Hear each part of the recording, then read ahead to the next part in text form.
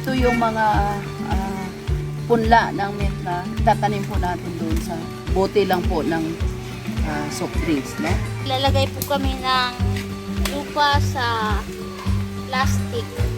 Lalagyan po ng punla. Kasi itong minti may mga vitamin na nakuha dito, diba? At like amino acid, antioxidant.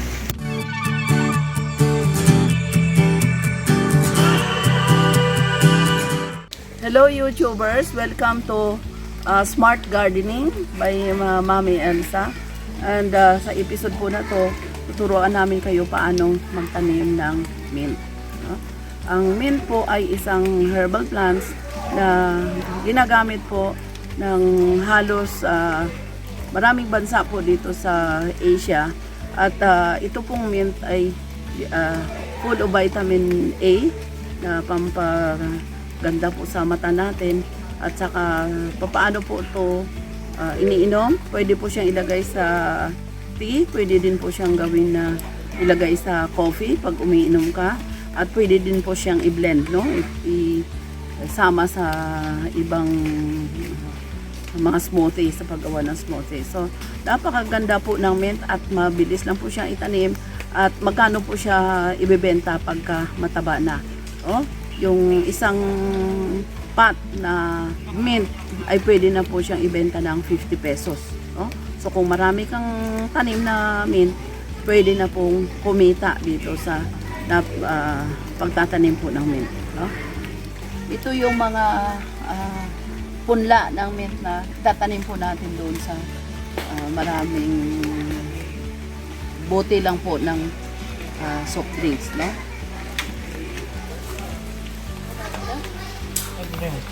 Ito po, naglalagay po kami ng lupa sa plastic.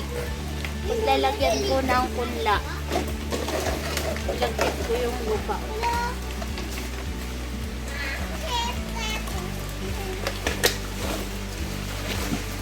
Ano po, interviewin mo. Kasi itong minti may mga vitamin na nakuha dito, diba? At like amino acid, antioxidant.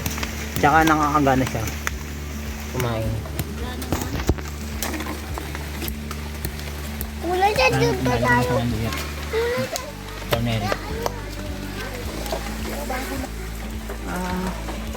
Ito na po yung mga gawa na nagpunla na kami, no? So yun yung punla sa bote na gamit natin, at ito yung grown up na po siya, no? So pagka ganito na po, established na yung halaman at marami na po siyang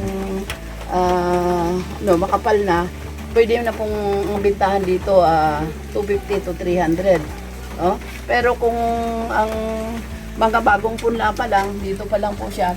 So pag mga after 3 months, 2 months, pwede na po siyang ibenta ng 50 pesos po, no? Dito. So ang puhunan na po natin dito ay yung bote, wala naman po tayong puhunan. Recycle bottle lang. So yung lupa, kinuha lang naman po namin dyan sa tabi-tabi. So wala po talagang puhunan dito sa bintahan na 50 pesos. Ang puhunan mo lang talaga yung hirap Pagod, mo. tsaka yung creative. Pagod, no? Sige. So ito po yung mint. Para saan itong Tsaka yung mint? pagmaltok na mint. Ito kasing mint na to, may taglay siya na amino acid, tsaka antioxidant. Tsaka pampalino siya ng mata. Tsaka nakakagana siya kumain, lalo na pag haluan nyo ng ginger tsaka luya, ilagay nyo lang siya. Gawin nyo tsaka.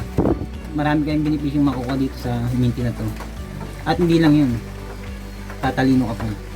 Ito pong mint, ginagamit na po ito sa Saudi, no? Nabibili ito sa mga supermarket doon.